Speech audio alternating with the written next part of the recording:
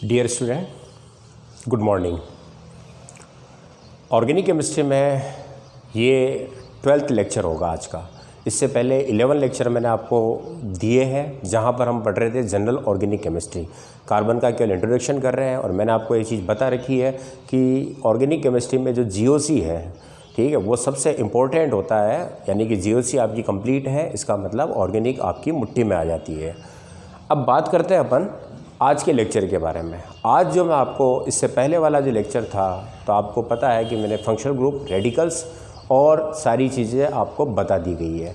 अब nomenclature of organic compound, कार्बनिक यौगिकों के नाम लिखने के बारे में आज अपन पढ़ने वाले हैं। नोमेनक्लेचर ऑफ ऑर्गेनिक कंपाउंड, कार्बनिक यौगिकों को आपकी एनसीईआरटी की बुक में आपने देखा होगा कि यौगिकों के कई नाम होते हैं, 1 2 3 4 तक नाम होते हैं उनके। तो कार्बनिक यौगिक कई प्रकार के हैं और उनको अब नाम देना, यानी कि उनके नाम लिखने के कुछ मेथड्स होते हैं। जैसे कि आपका कॉमन मेथड होता है जिसको कि रूड मेथड भी कहा जाता है, सेकंड आपका डेरिवेटिव मेथड होता है और फिर आपका कौन सा होता है, आईयूपीएसी मेथड भी होता है। तो आईयूपीएसी मेथड जनरली सभी प्रकार के कंपाउंड के लिए यूज में लाया जा सकता है, सबका नाम लिखा जा सकता है। कॉमन मेथड 1 to 5 कार्बन तक ठीक है ना, 5 कार्बन तक के जो कंपाउंड होते हैं वहाँ तक आप आज आसानी से उनमें नाम देने की व्यवस्था है। लेकिन जब ज़्यादा कार्बन हो जाते हैं तो उनकी कई सारी व्यवस्थाएं होती है, तो वहाँ पर कॉमन मेथड काम में नहीं आते हैं। तो मैं आपको नामकरण के जो 3 मेथड है, कॉमन मेथड, डेरिवेटिव मेथड और आईयूपीएसी मेथड, यहाँ से हम स्टार्ट करने वाले हैं। सबसे पहले पढ़ेंगे हम कॉमन मेथड के बारे में, सामान्य नाम। कार्बनिक यौगिकों के सामान्य नाम की शुरुआत यहाँ से हुई थी कि सबसे पहले जो रूट नाम दिए गए वो उनकी सोर्स से दिए गए कि वह कहाँ से मिल रहा है या उसके पीछे कोई घटना घटित हुई तो उसको उसके साथ जोड़ दिया गया और उसको नाम दे दिया गया है पहला। फिर उसके बाद जब कॉमन नाम जो दिए गए सोर्स के आधार पर, फिर अन्य कंपाउंड को भी नाम देना प्रारंभ किया तो वहाँ पर कुछ रूल्स बनाए गए। तो कॉमन मेथड में भी कुछ रूल्स होते हैं, ठीक है, कुछ क्लासिफिकेशन है जिसके आधार पर आप क्या कर सकते हो, उनको नाम दे सकते हो। और आपकी एनसीईआरटी की जो बुक आप 11th-12th में पढ़ने वाले हैं वहाँ पर जनरल सारे ही नाम आपको कॉमन नेम मिलने वाले हैं। इसलिए आपको कॉमन मेथड को अच्छी तरह समझना है और सभी यौगिकों को जो 1 to 5 कार्बन तक होते हैं वहाँ तक हम नाम दे सकें, ये एबिलिटी आप में आनी चाहिए, ठीक है ना। तो सबसे पहला है कॉमन मेथड। और कॉमन मेथड में मैं बता रहा हूँ कि सबसे पहला काम क्या किया गया कि जो सोर्स था किसी ऑर्गेनिक कंपाउंड का, वहीं से उसको नाम दिया गया। तो ये जो चीज़ें हैं स्टार्टिंग की, जो सोर्स है वहीं से नाम दे देना, ये अधिकतर जो अदर कॉम्पिटिशन एग्जाम होते हैं आपकी केमिस्ट्री के अलावा भी, जब कोई साइंस का पेपर होता है किसी आपके कॉम्पिटिशन एग्जाम में, वहाँ पर ये जनरल चीज़ें पूछ ली जाती है कि जैसे नींबू में कौन सा अम्ल पाया जाता है ना, इमली में कौन सा अम्ल पाया जाता है। तो ये जो क्वेश्चन होते हैं तो ये आपके लिए प्रिपेयर दिमाग में रखना, यानी कि जनरल नॉलेज के लिए ज़रूरी है। तो सबसे पहले मैंने यहाँ पर बोर्ड पे जो स्टार्ट में सोर्स के आधार पर जो नाम दिए गए हैं उनको लिखा है। मैं एक बार इसको एक्सप्लेन कर रहा हूँ और आप इसको स्क्रीनशॉट लेके उतार लें। जैसे कि पहली चीज़ किस तरह से नाम दिया गया, मेथिल एल्कोहल CH3OH जनरल जो है, इसको कहा जाता है रूट नेम इसका वुड या मेथिल स्प्रिट कहा जाता है। और क्यों कहा गया, क्योंकि ये डिस्टिलेशन ऑफ वुड, यानी कि लकड़ी के आसवन से इसको प्राप्त किया जाता है, उसी से इसको वुड स्प्रिट कह दिया गया है। सेकंड जो है NH2CONH2 यानी कि यूरिया को यूरिन के सोर्स क्या था इसका, यूरिन, क्योंकि यूरिन में पाया जाता है इसलिए उसको उसी से नाम दे दिया गया यूरिया। फिर आपका CH4 जिसको कि जनरली मेथेन कहते हैं, पर रूड में इसको मार्स गैस कहा जाता है या स्वेप गैस कहा जाता है। स्वेप का मतलब दलदल होता है, तो दलदल से प्राप्त होता है इसलिए इसको स्वेप से प्राप्त होने के कारण इसको क्या दे दिया गया, मार्स गैस। फिर आपका एसिटिक एसिड जिसको सिरके का अम्ल कहा जाता है, विनेगर का, तो विनेगर में एसिटिक एसिड, और ये कहाँ से प्राप्त होता है, आपको विनेगर से प्राप्त होता है, इसीलिए इसको नाम दे दिया गया। फिर आपका है इसी तरह से आगे के नाम है ऑक्जेलिक एसिड, ऑक्जेलिस प्लांट से प्राप्त होता है। फिर आपका फॉर्मिक एसिड तो लाल चींटियों से प्राप्त होता है, उसके डिस्टिलेशन से प्राप्त होता है। लाल चींटियों की जो फैमिली है वो है फार्मेसिडी फैमिली से आता है, तो उसी से फार्मिक एसिड नाम दिया गया। फिर आपका लेक्टम, खट्टा दूध या दही जो होता है उसमें पाया जाता था लैक्टिक एसिड। फिर उसके बाद आपका मैलिक एसिड, तो मैलिक एसिड क्या, मैलिक डोमेस्टिया जो एप्पल का बॉटनिकल नेम है, वहीं से नाम दिया गया मैलिक एसिड। फिर आपका बटर में पाया जाता है जो अम्ल, उसको ब्यूटेरिक एसिड कहा। और बकरी के दूध में गोट जो मिल्क होता है उसमें पाया जाता है, उसको कैप्रोइक एसिड कहा गया। इसी तरीके से आपका साइट्रिक एसिड, साइट्रस फूड जो खट्टे फूड होते हैं, नींबू संतरा वगैरह, वहाँ पाया जाता है, इसलिए इसको उसी से नाम दिया गया साइट्रिक एसिड। और इसी तरह से आपका टार्ट्रिक एसिड जो है वो टर्मेंटिस यानी कि इमली में मिलता है, इसलिए उसी के आधार पर इसको टार्ट्रिक एसिड कह दिया गया है। तो आप इनको क्या करें, पहले उतार लें, फिर मैं इसके बाद स्टार्ट कर रहा हूँ कॉमन मेथड के रूल्स और आपके जो ऑर्गेनिक कंपाउंड है 1 to 5 कार्बन तक, उनके कॉमन नेम किस तरह से लिखे जाते हैं उनके बारे में हम सीखेंगे। ओके, तो आप पहले इसका क्या करें, स्क्रीनशॉट ले लें।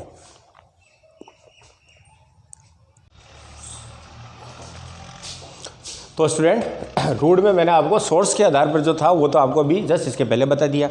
अब मैंने कहा कि कॉमन मेथड में कुछ जनरल रूल्स नहीं होते हैं, लेकिन कुछ रूल्स यहाँ पर भी बनाए गए हैं ताकि आप 1 से लेकर 5 कार्बन तक को क्या कर सके, आसानी से नाम दे सके। और मैंने कहा कि 5 से ज़्यादा होने पर उनके कई सारे कॉन्फ़िगरेशन प्राप्त होते हैं, तो आप नाम नहीं दे पाएंगे उनको।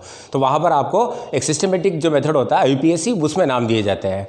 अब रूट को आपको समझना है तो मैंने कुछ कैटेगरी बनाई, इन कैटेगरी से अपन चलेंगे तो आपको रूट के जितने भी नाम हैं वो ईजिली आपके कंसेप्ट क्लियर हो जाएंगे।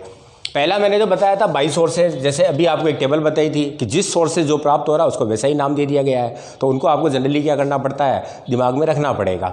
सेकंड है, यहाँ पर सभी प्रकार के जो हाइड्रोकार्बन है उनको 3 कैटेगरी में डिवाइड किया गया, जिसके बारे में बताने वाला हूँ, जो आपने रेडिकल में भी पढ़ा है। नॉर्मल होता है, आइसो होता है और नियो होता है। तो 3 तरह के कंपाउंड में यहाँ पर उसको क्या किया गया, क्लासीफाई किया गया है। अब उसके बाद 2 कैटेगरी मैंने अलग से आपको यहाँ पर बता रहा हूँ मैं कि आपके फंक्शनल ग्रुप 2 तरीके के हैं, एक सैचुरेटेड फंक्शनल ग्रुप होते हैं और एक अनसैचुरेटेड फंक्शनल ग्रुप होते हैं। अब सैचुरेटेड फंक्शनल ग्रुप के लिए रेडिकल के जो नेम दिए गए हैं, मैंने उस समय रेडिकल में बताया था कि उनकी कैटेगरी अलग है, methyl, ethyl, isopropyl, tertiary, neo, ये प्रयोग में लाए जाते हैं। और जो अनसैचुरेटेड है, एड लाइक कार्बोनिल है, साइनाइड है, तो यहाँ पर एक कार्बन को, जैसे यहाँ पर एक कार्बन को मेथिल कहा गया तो यहाँ पर उसको फार्म कहा जाएगा, एसिड कहा जाएगा, ठीक है ना, प्रोपियो, ब्यूटेरिक, वलेरिक, इस तरह के रेडिकल के नाम होंगे।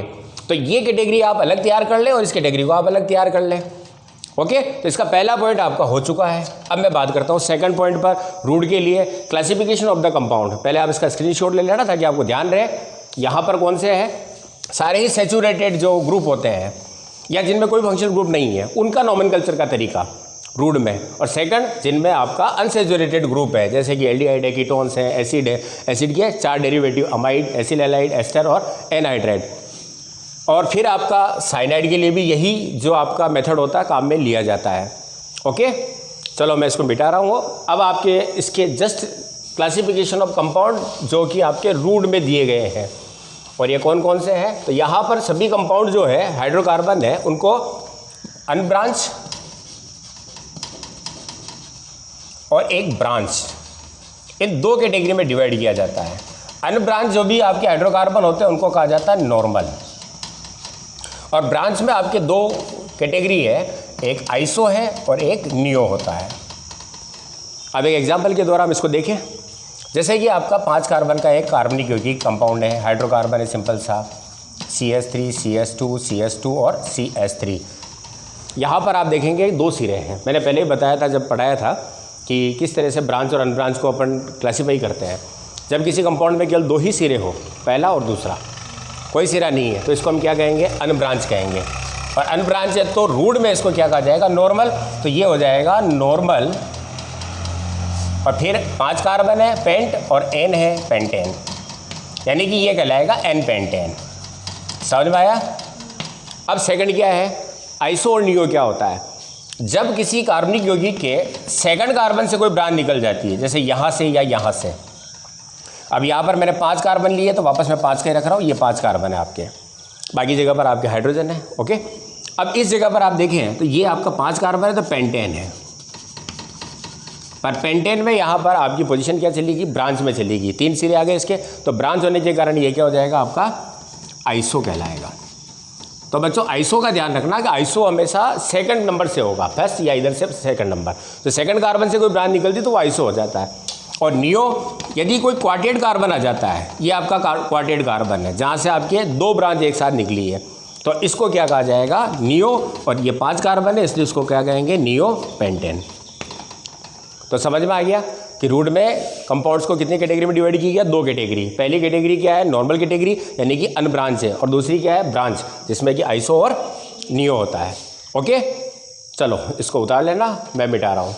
अब नेक्स्ट है मैंने बताया 2 तरीके से हम डिवाइड करेंगे कंपाउंड्स को कॉमन में। पहला जो मैंने बताया कि सैचुरेटेड फंक्शनल ग्रुप हो, वो सारे ही यौगिक जिनमें क्या हो, संतृप्त सैचुरेटेड फंक्शनल ग्रुप वाले, और या उसमें कोई फंक्शनल ग्रुप ना हो, ठीक है ना। जैसे कि यहाँ इस कैटेगरी में है एल्केन का कॉमन नेम, एल्कीन का कॉमन नेम और अल्काइन का कॉमन नेम। ये तो आपके 3 कॉमन नेम हाइड्रोकार्बन के होंगे। फिर उसके बाद alcohol, alkyl halide, amine, ether, ये सारे ही कंपाउंड, इनका पैटर्न कॉमन नेम अलग तरीके से लिखा जाता है, और जिनमें CO संबंध जो समूह होता है, ग्रुप होता है, उनका पैटर्न पूरा अलग होता है। अब पहले इसको समझें। जनरली एल्केन में आपको बताया कि हाइड्रोकार्बन है तो यहाँ पर केवल नॉर्मल, आइसो और नियो कैटेगरी में डिवाइड कर दिया जाता है, तो इनके नाम उसी तरीके से हो जाते हैं, ठीक है ना। जैसे कि आप अभी मैंने बताया एल्केन, तो ये जैसे 6 कार्बन का कोई एल्केन है, इसको कहेंगे एन हेक्सेन। मैंने यहाँ पर हाइड्रोजन नहीं लिखे हैं, आपको पता है कार्बन की वैलेंसी 4 होती है, बाकी जगह पर हाइड्रोजन होंगे। इसी का ही ये हो गया, तो यहाँ पर ये क्या कहलाएगा, आइसो हेक्सेन। और फिर आपका ये है तो ये कहलाएगा नियो हेक्सेन। ये इनके कॉमन नेम है। क्लियर। अब डबल बॉन्ड की बात करें एल्कीन के नोमेनकल्चर की, तो एल्कीन में डबल बॉन्ड की पोजीशन को बताना पड़ेगा। वहाँ पर भी आइसो नियो तो होंगे, लेकिन वहाँ पर डबल बॉन्ड होगा तो उसकी पोजीशन को बताया जाता है। तो इस रूल को थोड़ा सावधानी से समझ लें। जैसे आपका ये एल्कीन है, ओके, तो 3 कार्बन है, बाकी हाइड्रोजन, तो प्रोपीन है, तो ये प्रोपीन कहलाएगा। कॉमन में भी इसको क्या कहेंगे हम, प्रोपीन ही कहेंगे। लेकिन यदि आपका जैसे 4 कार्बन है, अब यहाँ पर डबल बॉन्ड यहाँ हो सकता है, यहाँ पर डबल बॉन्ड यहाँ हो सकता है, तो यहाँ पर डबल बॉन्ड की पोजीशन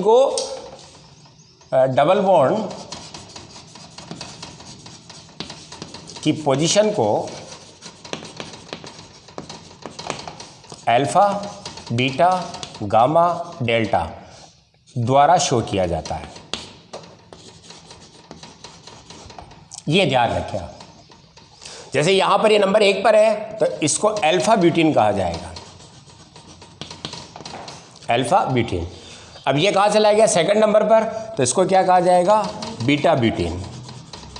बीटा किसके लिए बताया जा रहा है, डबल बॉन्ड की पोजीशन को, कि पहले नंबर पर है अल्फा, तो यहाँ पर ये अल्फा होगा, ये बीटा होगा, फिर उसके बाद ये गामा हो जाएगा, फिर ये आपका डेल्टा हो जाता है, ठीक। लेकिन यहाँ पर दोनों तरफ से लेते हैं अल्फा बीटा, इधर से भी आप अल्फा बीटा दे सकते हो। अब अपन थोड़ा सा बड़ा एग्जाम्पल लेते हैं। जैसे 6 carbon, number 1, number 2,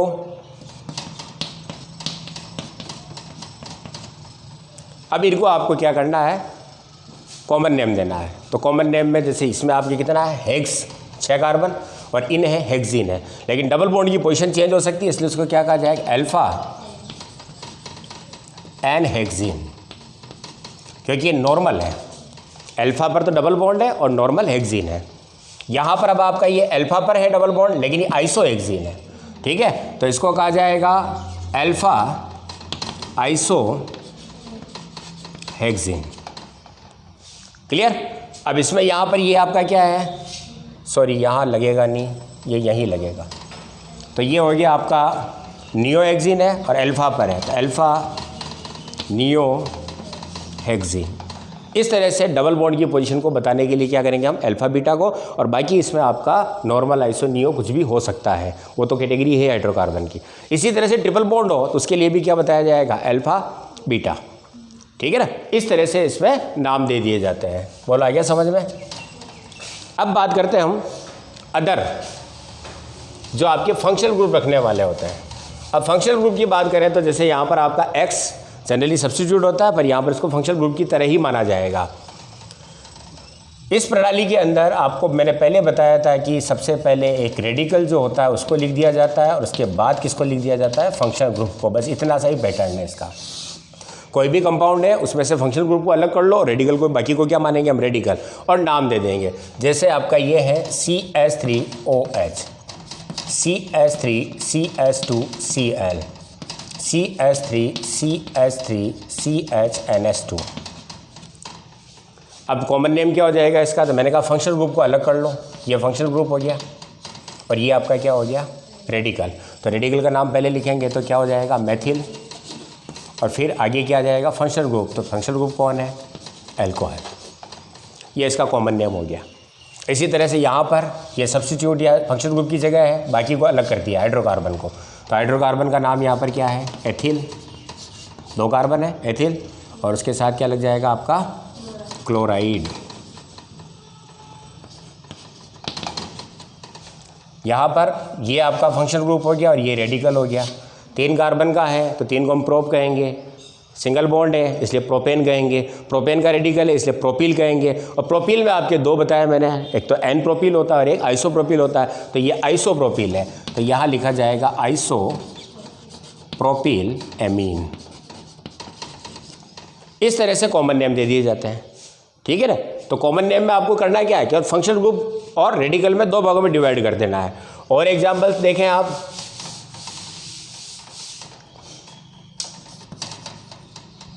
CH2 double bond CHCl। यहां पर अब आपका ये तो फंक्शनल ग्रुप की जगह चला गया और ये क्या हो गया आपका, रेडिकल हो गया। 2 कार्बन का रेडिकल है तो 2 को कहेंगे एथ, एथ में एथीन है, एथीन के पीछे इल लगाएंगे तो क्या होगा, एथिनिल। एथिन के पीछे क्या लगेगा, इल, तो एथिनिल क्लोराइड। तो इसका कॉमन नेम क्या हो जाएगा, एथिनिल क्लोराइड। इसके अलावा मैंने बताया था 2 कार्बन का जब डबल बॉन्ड के साथ हो तो इसको एक नाम दिया जाता है, वाइनिल। इसका मतलब यहाँ पर इसको एथिनिल भी कह सकते हो और क्या कह सकते हो, वाइनिल। ये तो वाइनिल समूह हो गया और आगे क्या लग जाएगा, क्लोराइड। ओके, इसी तरह से आप और आगे बढ़ जाए।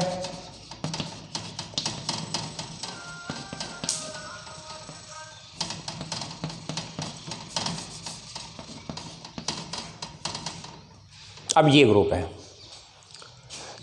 इसको कहा जाता है एलिल, जो मैंने आपको रेडिकल में लिखा है। और ये क्या है, एल्कोहल। तो नाम हो गया एलिल एल्कोहल। इस तरह से कॉमन नेम दे दिए जाते हैं इनमें से कोई भी ग्रुप हो तो।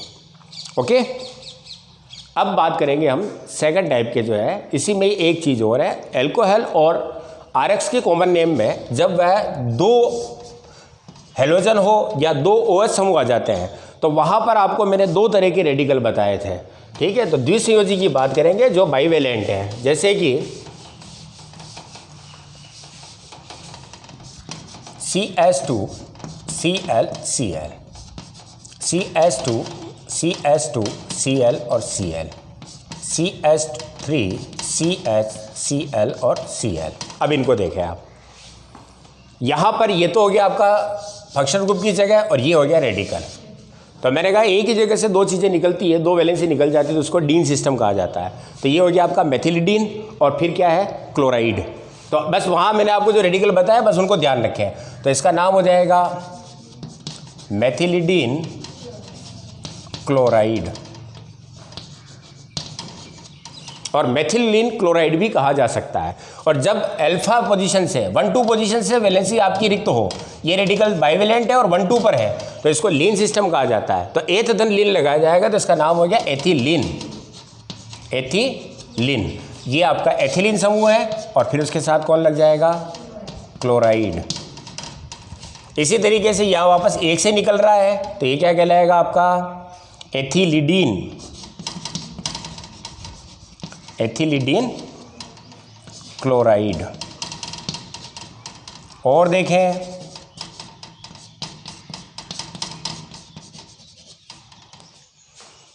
ये अब आपका क्या है, प्रोपेन से बना है, सेकंड से है। तो ये आपके जो एक से निकलते हैं इनको जनरली वहाँ पढ़ेंगे हम जेम प्रकार होते हैं, और जो अलग अलग जगह से 1-2 से निकलते हैं उनको विसिनल कहा जाता है। तो विसिनल यौगिकों के लिए तो लीन सिस्टम लगाया जाता है और जेम के लिए डीन लगाया जाता है। लेकिन ये अब आपका सेकंड से है तो ये आइसोप्रोपिल की जगह आया है, तो इसको कहेंगे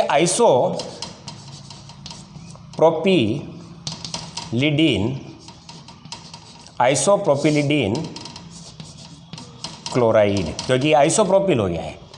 और उससे 2 जगह से निकल रहा है, इसलिए प्रोपिलिडीन हो जाएगा। तो आइसोप्रोपिलिडीन क्लोराइड, ये इसका आपका कॉमन नेम हो जाएगा। इसी तरह से एल्कोहल है, मिटा दो इसको।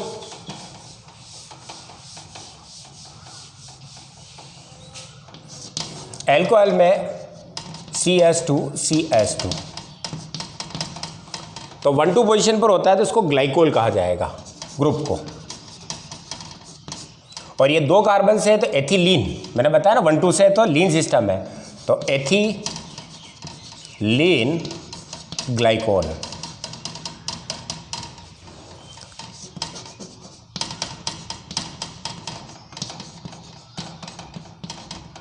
ये हो जाएगा प्रोपिलीन ग्लाइकोल। ये आपके अल्कोहल के नाम दिए जाते हैं। और अगर ये रेस्ट 1-2 छोड़कर आ जाता है, जैसे ये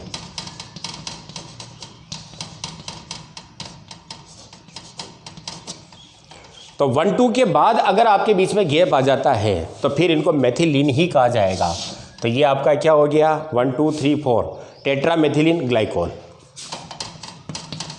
टेट्रा मेथिलीन ग्लाइकोल।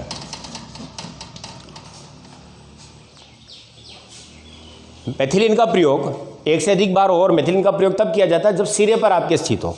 जैसे इसी को आप एमीन में देख सकते हैं, CS2 CS2 CS2 CS2 CS2 और ये CH2 है, यहाँ पर NH2 है और यहाँ पर NH2 है। तो इसका कॉमन नेम क्या हो जाएगा, 6 बार मेथिलीन आ रहा है तो हेक्सा मेथिलीन डाइएमीन। तो हेक्सामेथिलीन का मतलब सिरे पर स्थित होंगे तब इस चीज को लगाया जाएगा। ओके, ये आपके सामान्य नाम है किनके, जो कि सैचुरेटेड ग्रुप रखने वाले होते हैं, जिनमें मैंने मोनोवेलेंट और बाईवेलेंट दोनों के लिए बताया। तो बाईवेलेंट में ध्यान रखें जेम होता है एक ही जगह से, तो वहाँ पर डीन लगाया जाएगा। अल्फा बीटा यानी कि एक असेंडिंग कार्बन से हो तो वहाँ पर लीन लगाया जाएगा, एथिलीन प्रोपिलीन। और यदि बीच में गैप आ जाता है और सिरे पर स्थित हो तो फिर वहाँ पर सभी को मेथिलीन समूह से ही क्या किया जाएगा, लिखा जाएगा मेथिलीन को, और उसका नाम लगा दिया जाता है, जैसा कि ये उदाहरण है आपके। ठीक है, और एग्जाम्पल आप इसमें देख सकते हैं, CS2Cl है, ये CS2 ये CS2 ये CS2 और ये Cl है। तो इसका नाम हो जाएगा टेट्रामेथिलीन क्लोराइड, यानी कि टेट्रामेथिलीन है और क्लोराइड कहाँ लगा हुआ है, सिरे पर लगा हुआ है। तो ये केवल आपके सिरे पर लगने पर इस तरह से नाम लिख दिया जाता है। आ गया समझ में। अब सेकंड पार्ट जो है उसका अनसैचुरेटेड यानी कि कार्बोनिल का। ठीक है, आप इसको उतार ले पहले। तो स्टूडेंट ये तो था हाइड्रोकार्बन और सैचुरेटेड फंक्शनल ग्रुप के बारे में। अब मैंने आपको कहा था इसको हमने एक पार्ट और दिया है। पहला बताया मैंने सोर्स के आधार पर, सेकंड क्या बताया था, हाइड्रोकार्बन, और उसके साथ कौन है, सैचुरेटेड ग्रुप, जहाँ पर मेथिल एथिल आइसोप्रोपिल नियोपेंटिल इस तरह का वर्ड का प्रयोग किया जाता है। अब तीसरा जो पार्ट है वो है अनसैचुरेटेड ग्रुप, C+O वाले जो भी आपके कंपाउंड्स हैं, उन कंपाउंड में वहाँ पर मेथिल एथिल की जगह पर फार्म एसिड, जैसा कि मैंने आपको जो रेडिकल पढ़ाए थे तब मैंने सारी चीज़ें बता दी थी।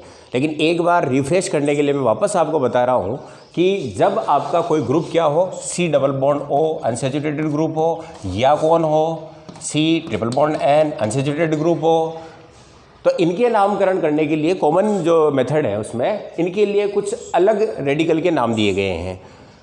अब यहाँ पर एक चीज़ समझें कि C+O और C+N जो है इनको जनरली क्या माना गया है, एसिड के डेरिवेटिव माने गए हैं, यानी कि एसिड से बनते हैं। तो जिस एसिड, जैसे आपको मैंने अभी स्टार्ट में सोर्स के आधार पर बताया था कि बटर में पाया जाने वाला क्या हो गया, ब्यूटेरिक एसिड, तो उसी से ब्यूटेरिक शब्द ले लिया गया है ना। लाल चींटियों में पाया जाने वाला फार्मिक एसिड है, तो फार्मिक एसिड से फिर क्या बनाया गया है ना, रिडक्शन किया तो एल्डिहाइड बन गया, तो फार्मेल्डिहाइड हो गया, एमाइड बनाया तो फार्मेमाइड हो गया। इस तरह से नाम देना प्रारंभ किया। तो एक बार मैं वापस बता रहा हूँ, अगर C डबल बॉन्ड हो, सिंगल कार्बन हो, डबल कार्बन हो, ट्रिपल कार्बन हो, तो उस जगह पर हम क्या नाम देने वाले हैं, समझ में आया ना।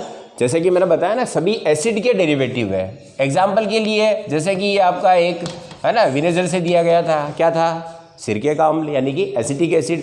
अब इसी के रिडक्शन के द्वारा क्या बना लिया गया, CH3CHO, तो कॉमन में इसको नाम एसिटिक एसिड से बना, इसलिए इसको एसिड एल्डिहाइड दे दिया।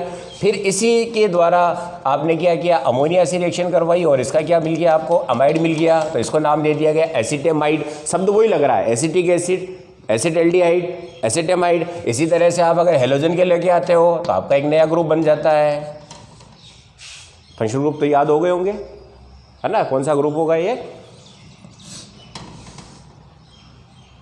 Acyl halide. तो क्या देंगे इसको नाम? एसिड एसिड एसिड, तो इसको भी क्या देंगे? Acetyl chloride. इस तरह से नाम दे दिए जाते हैं। तो आपको केवल यहाँ इतना ध्यान रखना है कि कार्बन 1 है तो उसको क्या नाम बोलेंगे, 2 है तो क्या बोलेंगे, 3 है तो क्या बोलेंगे। तो कम से कम 5 या 6 कार्बन तक मैं यहाँ पर वापस आपको पूरी एक टेबल बता रहा हूँ, और सारे ही जो उससे डेरिवेटिव जो बनते हैं आपके, यानी कि CO वाले जितने भी है, एल्डिहाइड हो गया आपका, एस्टर हो गया, इसके अलावा आपका एसिल हैलाइड हो गया, एमाइड हो गया, एनहाइड्राइड हो गया, इनको इसी तरीके से नाम दिए जाते हैं। तो बड़ा आसान सा पैटर्न है। केवल आपको 2 चीज़ें ध्यान रखनी है। एक तरफ 5 कार्बन के रेडिकल जो हाइड्रोकार्बन से बनने वाले हैं वो सारे ही आपके कहाँ चले जाएंगे? सैचुरेटेड ग्रुप, जैसे कि आपका एल्कोहल हो गया, एसिल आपका एल्किल हैलाइड हो गया, एमीन हो गया, वहाँ पर हमने इसको देख लिया, ईथर हो गया। अब यहाँ पर हम सेकंड पार्ट को देख लेते हैं। तो आपका कॉमन पूरा मेथड आपके दिमाग में आ जाएगा। और मैंने बताया आपको कि आपकी बुक जो लिखी गई है उसमें सारे ही ऑर्गेनिक नाम जो दिए गए हैं वो किससे दिए गए हैं? कॉमन मेथड से दिए गए हैं। IUPAC जनरली क्या होता है कि 5 कार्बन से ज़्यादा होने पर एक सिस्टमेटिक प्रणाली हो जाती है, तो वहाँ पर कॉमन नाम नहीं दिए जाते, इसलिए इनको दे दिया जाता है आपके 5 कार्बन तक के लिए कॉमन नाम। ओके,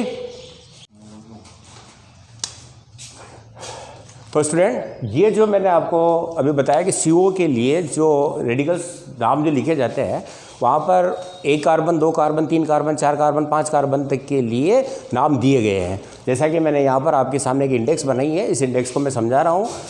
सबसे पहले अगर आपका कार्बोनिल्स यानी कि C+O समूह है और C+O ग्रुप में यदि आपका नंबर ऑफ कार्बन 1 है, जैसे कि ये आपका CO है, इसके साथ कोई भी चीज़ लगेगी तो एक आपकी नई फैमिली बन जाएगी।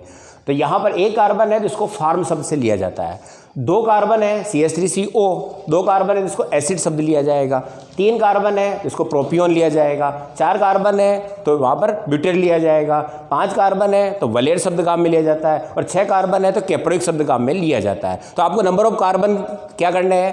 पहले नंबर ऑफ कार्बन देखने हैं जिसमें खुद C+O ग्रुप भी शामिल हो, या C+N समूह हो सकता है। तो जिसमें अनसैचुरेटेड ग्रुप कार्बन के साथ है वो आपका उस कार्बन को काउंट करते हुए आपको कार्बन के नंबर्स काउंट करने हैं। तो इस कार्बन को काउंट करेंगे तो टोटल कार्बन कितना? 1 है, तो इसको फार्म कहेंगे। अब आपकी अलग अलग फैमिली है, जैसे एसिड फैमिली है, एल्डिहाइड RCHO फैमिली है, RCONH2 अमाइड फैमिली है, और एसिल हैलाइड फैमिली है, और इसी तरह से एस्टर फैमिली है, और आपका एनहाइड्राइड फैमिली और होती है। लेकिन मैं उसको थोड़ा सा, क्योंकि इसमें वह द्विसंयोजी क्रियात्मक समूह है तो उसमें थोड़ा सा आपको जानकारी अलग से चाहिए, तो वो मैं एनहाइड्राइड को अलग से लूँगा। अब इतने सारे आपके जो ये फैमिलीज है CO की, कार्बोनिल की, वहाँ पर इनके नाम किस तरह से दिए गए हैं? तो अगर एसिड है तो इस शब्द के पीछे सफिक्स के रूप में क्या लगा दिया जाएगा? इक एसिड लगा दिया जाएगा। इसी तरह से अगर एल्डिहाइड है तो उसके सफिक्स के रूप में क्या लगा दिया जाएगा? एल्डिहाइड लगा दिया जाएगा। और अगर एमाइड है तो उसके लिए क्या लगा दिया जाएगा? एमाइड लगा दिया जाएगा सफिक्स के रूप में। तो इस शब्द के पीछे यानी कि रेडिकल के पीछे क्या लगा दिया जाता है? सफिक्स लगा दिया जाता है। फंक्शनल ग्रुप का जो सफिक्स है वो लगा दिया जाएगा। इसी तरह से एसिल हैलाइड है तो यहाँ पर इल हैलाइड लगाया जाएगा और 8 लगाया जाता है एस्टर में। अब आप नाम देखें, जैसे 1 कार्बन है, अब 1 कार्बन में एक वैलेंसी यहाँ पर खाली है, इसकी जगह पर मैंने क्या लगाया? OH लगा दिया, SCOOH, तो क्या बन गया? एसिड ग्रुप हो गया। एसिड का ये पहला सदस्य है, तो 1 कार्बन है इसमें, इसको क्या कहेंगे? फार्म, सफिक्स क्या लगाएंगे? इक एसिड, तो क्या नाम हो गया इसका? Formic acid. ठीक, इसी तरह से अगर एल्डिहाइड में चलते हैं, 1 कार्बन का एल्डिहाइड है तो इसको क्या लिखेंगे हम? फार्मेल्डिहाइड, फार्म धन एल्डिहाइड, फार्मेल्डिहाइड।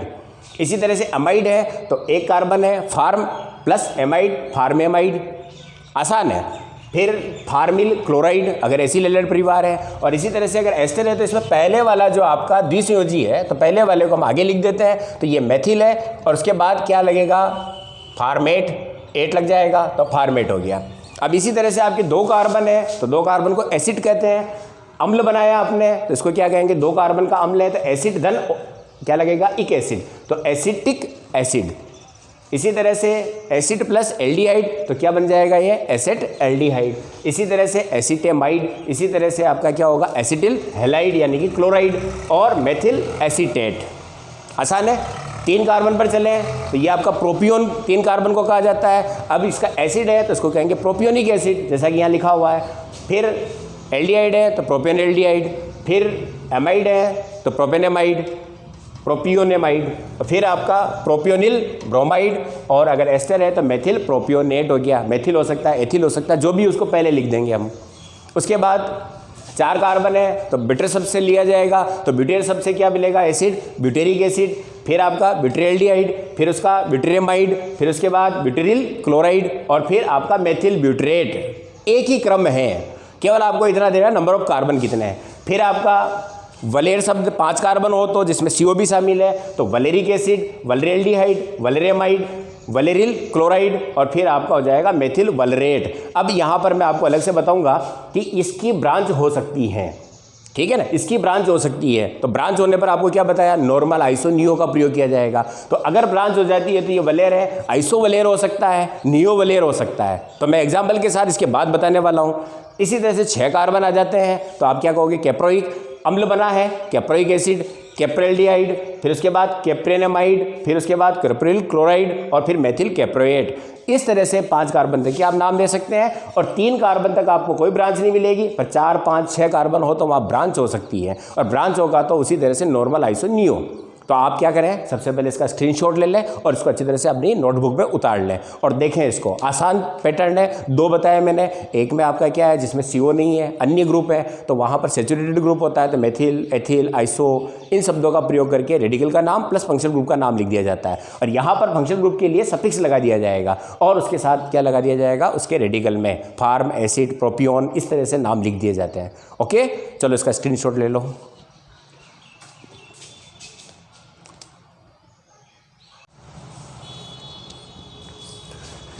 तो स्टूडेंट ये तो थे आपके 6 कार्बन तक के जो CO वाले रेडिकल हैं। अब एक चीज़ और है, कुछ अनसैचुरेटेड ग्रुप भी है, जैसे कि ये आपका CH2 डबल बॉन्ड CH और फिर CO। यहाँ से ये आपका क्या है, नंबर ऑफ कार्बन कितने हो जाएंगे, 2। अब यहाँ पर इसको शामिल करने कितने हो जाएंगे, 3। तो यहाँ पर ये जो ग्रुप है, मैंने आपको उस समय रेडिकल के समय बताया था, इसको वाइनिल या एक्रिल कहा जाता है। और जब CO के साथ हो तो एक्रिल कहा जाएगा और जब CO ना हो और सैचुरेटेड हो तो उसको वाइनिल कहा जाता है। जैसे यहाँ पर क्लोरीन लग जाए तो हम इसको वाइनिल क्लोराइड कहेंगे, ठीक है। लेकिन यहाँ पर इसको क्या कहा जाएगा, एक्रिल शब्द से लिया जाएगा। तो ये रेडिकल आपका क्या होता है, एक्रिल लगाया जाएगा। जैसे वहाँ पर फार्म लगा रहे थे, एसिड लगा रहे थे, तो अनसैचुरेटेड है और 3 कार्बन है, इसको क्या कहा जाएगा, एक्रिल काम में लिया जाएगा। जैसे कि आपका CH2 डबल बॉन्ड CH, अब मैं इसको कंपाउंड बना दूँ, ये हो गया आपका एल्डिहाइड, तो क्या कहेंगे इसको, acryl then aldehyde, acryl aldehyde, जिसको जनरली एक्रिनेल भी कहा जाता है, एक्रिनेल। इसी तरह से अगर आपका एसिड बन जाता है तो ये आपका एसिड हो गया और फिर यहाँ पर क्या लगा दिया आपने, ये ग्रुप एसिड हो गया। तो ये अनसैचुरेटेड ग्रुप लग रहा है, यहाँ पर 2 कार्बन वाला अनसैचुरेटेड है, कुल 3 कार्बन है, तो इसको एक्रिल धन एसिड, तो एक्रिलिक एसिड कह दिया जाएगा, एक्रिलिक एसिड। इसी तरह से एमाइड बनता है तो एक्रिलेमाइड कहा जाएगा। इस तरह से नाम दे दिए जाते हैं। तो एक रेडिकल आपको 6 मैंने बताया, एक और आप इसमें प्लस करें। इसी तरह से 4 कार्बन हो,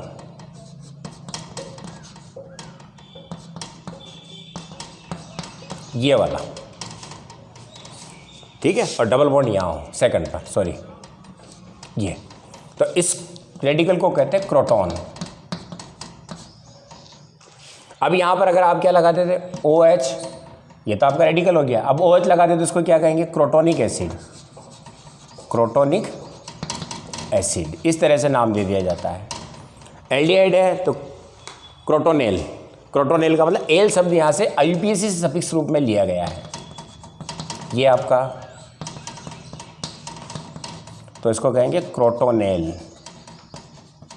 या क्रोटोन एल्डिहाइड भी कहा जाएगा। तो कॉमन नेम में दोनों ही है, क्रोटोनेल भी कहते हैं और क्रोटोन एल्डिहाइड भी कहा जाएगा। ओके, तो 2 चीज़ें आपको, अनसैचुरेटेड में नंबर ऑफ कार्बन कितने हो, 3 कार्बन हो, और नंबर ऑफ कार्बन कितने हो, 4 हो, और जस्ट उस अटैच ग्रुप के साथ अगर अनसैचुरेटेड डबल बॉन्ड आ रहा है तो फिर वहाँ पर इसको एक्रिल और इसको क्या कहा जाएगा, क्रोटोन कहा जाएगा। ओके, आप इसको नोट कर लें। अब मैं बात करूँगा एनहाइड्राइड के कॉमन नाम। जनरली आपके कॉम्पिटिशन एग्जाम में एनहाइड्राइड के ही पूछे जाते हैं। अब यहाँ पर क्या है, एनहाइड्राइड ग्रुप आपको पता है कि ये बाईवेलेंट होता है इस तरीके से, इधर भी आपका R समूह रहेगा, इधर भी आपका R समूह रहेगा। अब यहाँ पर दो फॉर्म होती है, दोनों आर इक्वल है या एक तरफ आर डैश है, जैसे कि ये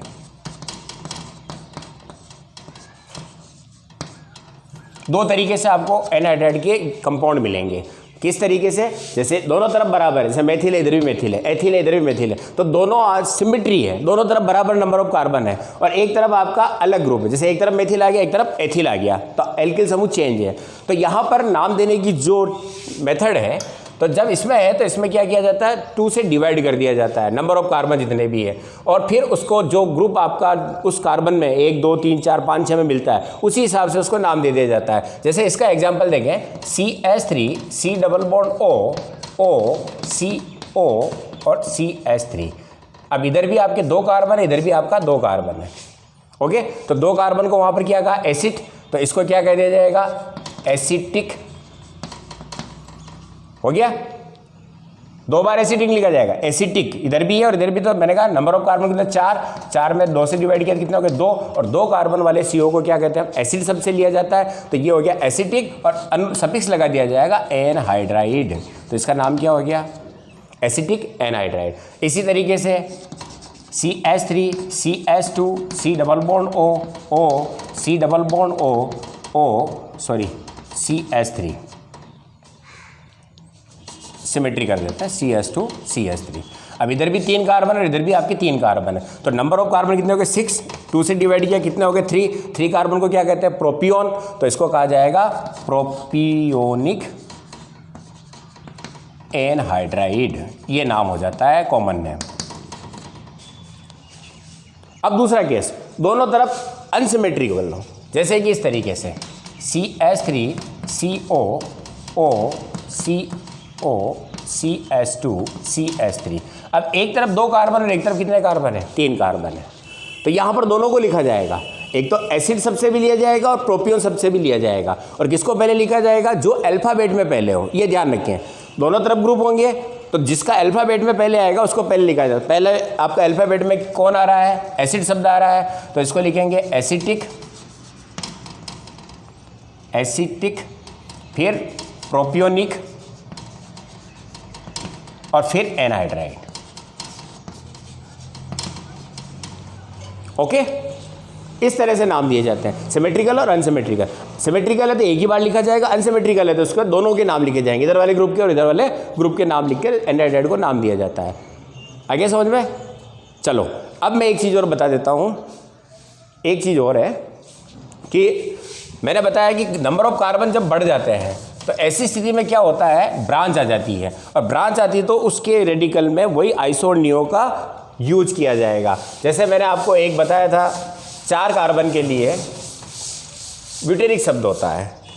फॉर एग्जांपल ये आपका है CH3 CH2 CH2 C double bond O, और ये आपकी वैलेंसी खाली है, इसको हम ब्यूटेर से कहेंगे। और अगर ये इस तरीके से हो, ब्रांच आ जाती है, अब इसमें भी कितने कार्बन है, 4, तो ब्यूटेर के 2 आपके रेडिकल मिल जाएंगे। ये एन ब्यूटेरिक है, एन ब्यूटर, और ये होगा आइसोब्यूटर। अब एग्जांपल देख लेते हैं, जैसे कि ये CH3 CH2 CH2 CO, और मैंने इसको एसिड में ले लिया है, तो इसको क्या कहेंगे, एन नॉर्मल ब्यूटेरिक एसिड। और इस वाले को हम क्या नाम देंगे, ब्रांच आ चुकी है,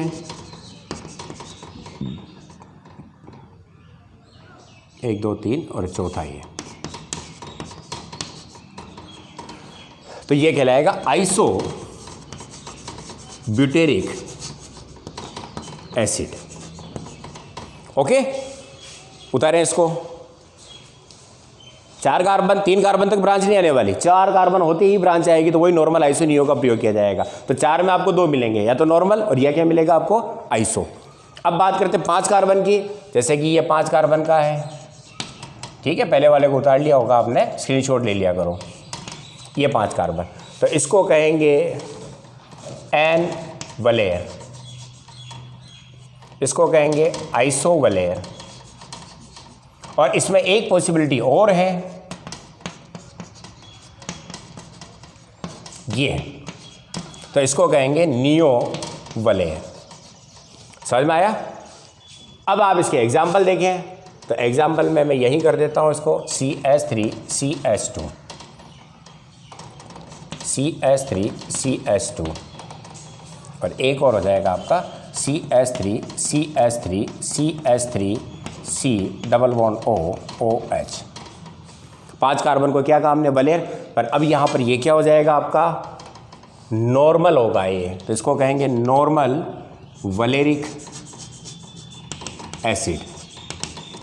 इसको कहेंगे आइसो वलेरिक एसिड और इसको क्या कहेंगे? Neo वलेरिक acid. ओके, तो मेरे को लग रहा है कि आपको अब कॉमन नेम में कोई टिपिकल स्थिति आने वाली नहीं है। 2 केस बताया मैंने, कुछ तो सोर्सेज के आधार पर उनको आपको ध्यान रखना पड़ेगा। फिर बाकी की चीज़ें की बात करें तो उसमें 2 तरह के ग्रुप बताए मैंने, एक में CO होता है और C ट्रिपल बॉन्ड N हो सकता है। जैसे आप ट्रिपल बॉन्ड N के लिए भी लें, एग्जाम्पल के लिए ये हो गया आपका CH3 CH2 C triple bond N, तो इसका सफिक्स नाइट्राइल लगा दिया जाएगा और ये क्या हो जाएगा? प्रोपियोन नाइट्राइल। तो प्रोपियोन नाइट्राइल के रूप में काम में लिया जाएगा। ओके, तो बच्चों ये था नोमेनकल्चर ऑर्गेनिक कंपाउंड का पहला पार्ट। कौन सा? Common method. तो कॉमन मेथड या रूड मेथड, सभी तरह के नाम आपने देना सीख लिया है, ठीक है ना। और भी अगर आपको किसी जगह पर कन्फ्यूजन है तो आप कमेंट बॉक्स में ज़रूर कमेंट करें, आपको रिप्लाई मिलेगा। और दूसरी चीज़, अब हम पढ़ेंगे इसके बाद डेरिवेटिव मेथड को, और डेरिवेटिव मेथड आसान सा मेथड है। उसके बाद जो आपका मेन है IUPAC पैटर्न को पढ़ने वाले हैं। IUPAC सिस्टमेटिक पैटर्न होता है। ओके बच्चों, तो आप चैनल पर बने रहें और कंटिन्यू आने वाले वीडियो के लिए क्या करें? सब्सक्राइब करें और बेल आइकन को दबा दें। Thank you.